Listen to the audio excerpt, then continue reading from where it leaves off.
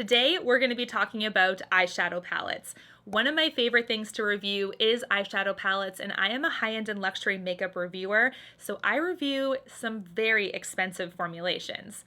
Today's video is going to be a roundup of all of the palettes that I have tested out recently in the last month and a half or so. I have 9 palettes to talk about that I've ranked from worst all the way to the best, the palette that has absolutely blown me away, that I love, that I use on a regular basis, and I know that you guys will love too.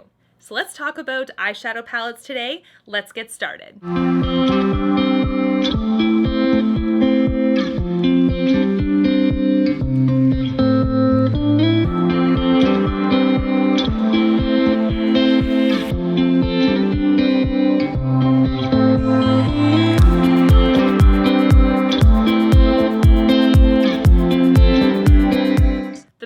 In number 9 position, or last place, unfortunately, is the one that I think you should absolutely skip. Please don't spend your money on this because this is not typical of the Tom Ford formulation. This is the Rose Prism palette. I picked this up from Nordstrom. You can also get it at Sephora now. This, in theory, looks so pretty. It looks like such a gorgeous spring quad, and if these shades would have performed, it would have looked so beautiful on the lid. However, the shimmer in this palette, which is right up here, is very flaky, so it falls all over the face as you apply it, and it almost doesn't stick. Like, even when used wet, it adds a little bit more like pigmentation and oomph behind it when it's wet, but it still falls, it still seems to fade really quickly. This was a very devastating shade. It's very, very creamy in pan, but this is a very, very hard swatch. This looks gorgeous when it's actually swatched like this, but it certainly doesn't look like this on the lid. You do have to press it quite firm on the lid for it to show up like this, but it's multiple layers to get this kind of opacity on the lid. The remaining 3 shades in here are also fairly disappointing. We do have this one at the bottom that is the strongest for sure. The other 2 though, the diagonals, this like really beautiful pale peach and this really gorgeous pale purple, they very much lack something. They lack pigmentation. They're very, very light. They almost blend into the skin. It's just something that is so incredibly light. Even building it up, it almost looks like there's barely anything there. I don't mind a light wash of color from time to time. There are some formulations that are absolutely more on the lighter side, more softer looks, but this is basically non-existent on the lid. The only shade I was ever impressed with is the bottom right corner here. I'll show you a live swatch. It's like so pretty. Like, this is so gorgeous. Has a really nice like purpley rose color to it. Like, it's just so pretty. In comparison, I'll show you the purple, and this is going to be a heavy swatch. I wish that this is how it translated on the lid, but really it's not like that. When you try to actually apply it on the lid, it blends away, it's incredibly light, and I felt like I needed, just to accomplish this look, probably like 8 to 10 layers on my eye. Like, who has that kind of time? Overall, I've tried quite a few Tom Ford quads. This is the most disappointing one I've ever come across. This is in 9th place, or last place, for a reason. The palette in number 8 position goes to the Hourglass Curator palettes. Now, this was a very, very large release from Hourglass. It got a lot of attention because of the price point, and I did do a review on this palette, and although the formulation was just okay, I wouldn't say I was like super blown away by this little guy, but I do think that it is a formulation that you can depend on. It does seem to blend and build quite easily. It's kind of like that hybrid between Tarte and Natasha Denona, a little bit of that creaminess with still some powderiness to make the blending really easy for a beginner. However, the price point of these is exorbitant. It is so expensive. For a brand that doesn't even specialize in eyeshadow, I found it very bold that they could demand a price point this high.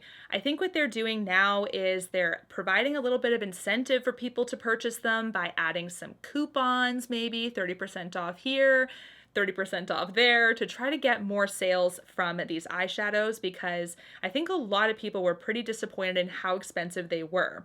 Now this is a concept where it does have a refillable palette, so you can actually buy separate single shades and build your own palette with this. However, this packaging is meant only for the Hourglass product. It's shaped exactly perfectly for just their pans. So if you do happen to get, you know, the outer packaging and you want to put something else in, you can't. It's just for the Hourglass product. So even though this formulation is okay, I didn't think it was a terrible formulation.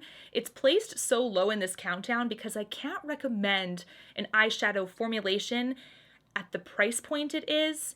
If you are an Hourglass fan and you want to support the brand, you will be impressed with this formulation because, like I said, it's okay. It's not like a show-stopping formulation. It's certainly not a bad one. However, wait until you can get it maybe at a sale price or something so that the price point is a little bit easier to swallow. I believe this roughly goes to about $30 a shade or something like that.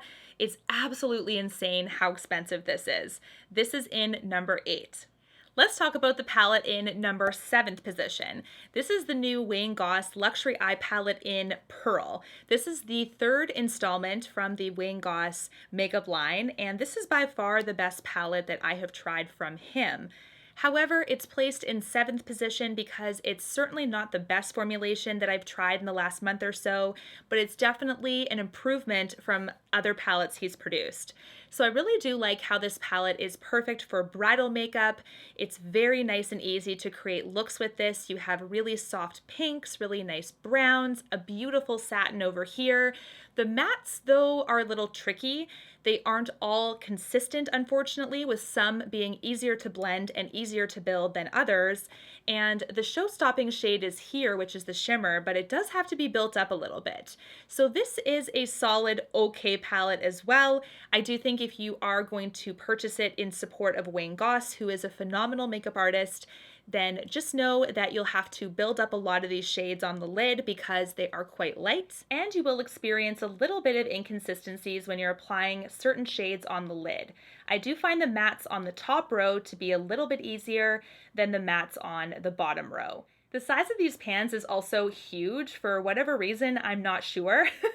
He's always made his shades quite large, and I think it speaks to the fact that he wants makeup artists to be able to use them as well, not just for the public. I do know that makeup artists go through more product probably than the average consumer. It's probably what he's thinking by this, but they are really, really big, so you'll have a hard time hitting pan with these. This is the palette in 7th position. The next palette in this countdown is palette number 6, which is also from Tom Ford. This is the Quad in Coquette.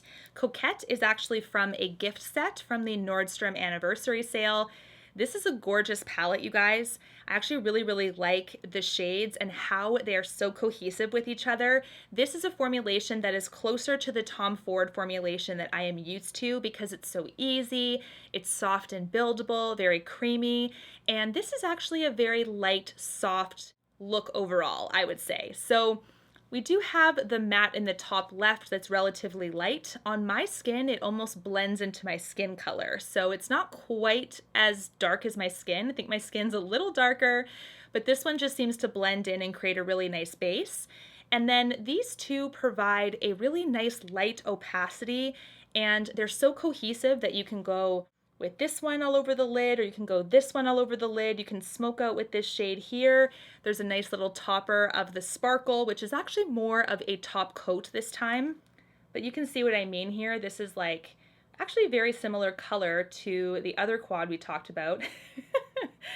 The Rose Prism actually, except it's a little bit lighter than that. It's definitely more of a topper. But unlike Rose Prism, this is a topper that doesn't fade away as fast throughout the day. It does seem to last as long as the other Tom Ford formulations that I've tried. So this is for sure that beautiful, like everyday friendly quad. This is in palette 6 position because it's not quite the best I've tried this month, but it's certainly not the worst. More Tom Ford is coming right up. In palette number 5th position, we have Metallic Denim. Metallic Denim is a quad that was actually released at the same time as Rose Prism that I just talked about in last place. This is a quad that surprised me. I actually tried this in a trying new makeup video on my YouTube channel, and a lot of you guys said that you were very, very surprised at how gorgeous it translated on the skin. I will say when you actually wet this formula, it makes those blues pop so much more. But this is such a gorgeous quad. Do I think it's the exact same consistency wise as some of his other like original formulations? I don't. I do think it's still a little lighter. Not as bad as Rose Prism though. So this is one that I still really, really like. But overall, these shades tend to be a little bit lighter. They're more shimmery, I would say, and because they're more shimmery, it requires a little bit more building compared to the other formulations he's done before, where it just seems to have a little bit more pigment impact underneath. They're also a teeny bit drier than I'm used to, but not by a ton. So this is one of the beautiful blues. Look how gorgeous that is. It's actually a very hard swatch as well, so you can see that impact. I'm going to show you the darker blue as well. Whoa, this is crazy. This is kind of like a midnight blue. Absolutely stunning. I actually shadow my lid with this. These are gorgeous. Using them wet will definitely help to get that impact that you're after, but if you want a softer look, just use a dry brush. This is palette number 5.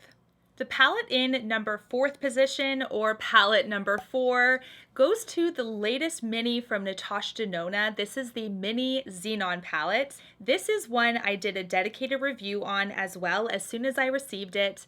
But this is a very interesting color story for her. It's very smoky, very icy, almost reminds me of like an older time, maybe like 90s or 80s.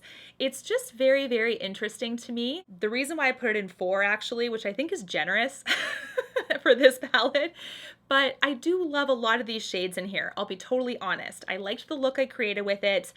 This black though, oh my. It is definitely one that you can use to shadow in the outer corner of a look to make it look really smoky, but it swatches terribly. That doesn't mean that it's a crap shade through and through, but when it's so crumbly like that, you just have to be careful. Lightly dab your brush in a pan like this, because if it's so flaky in nature, you don't want to go too heavy because it could potentially get more of a patchy appearance on the lid if you are really dabbing your brush in there. It just doesn't seem to swatch well. So this is what I mean. This is actually a fairly decent swatch for this, even though it's not great. You can see how patchy it is. It's just not my favorite. So this is the black in this palette, and it definitely is usable, but you just have to be a bit patient with it. So that's why I would say this is in the 4th position for that. The rest of the shades in this palette, the other 4, are really, really nice. So we do have some really nice blues in here. We have a nice like gray blue and a lighter whiter blue, and then we have this gorgeous shimmer. It's just the showstopper of this palette. It's just so incredibly opaque. These are the shimmers that I'm used to from her, and this is one that is just a beautiful icy white silver. Just stunning. Natasha's minis in the past have been very hit or miss.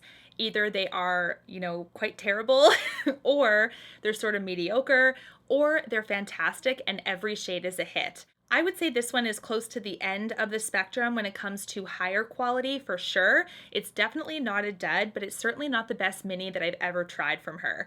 If you want, I can do a dedicated video on all the Natasha Denona minis I've tried and which ones are actually worth the money, but this palette today is ranked 4th. Let's talk about a palette that actually is from a brand new brand. This is called Vanity Makeup, and this is a brand that a lot of my subscribers actually sent me a link to go check out this palette because I had no idea this was even launched. But this is a luxury palette. Look at this. It's also pricey, very pricey. This is the signature palette from Vanity Makeup, and this is the 3rd palette in the countdown. So palette number 3.